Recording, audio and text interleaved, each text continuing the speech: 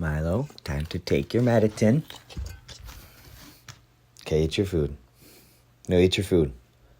Eat your food. Eat your food.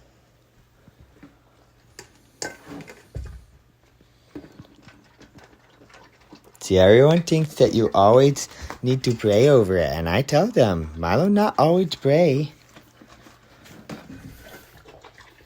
Do you want to pray? Milo? Would you like to pray?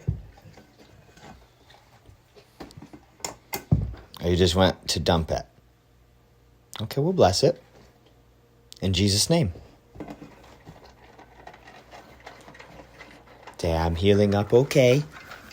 And I think that we may have been blessed to find Chapo the perfect home where he'll be the only dog that's fenced in and they own their home.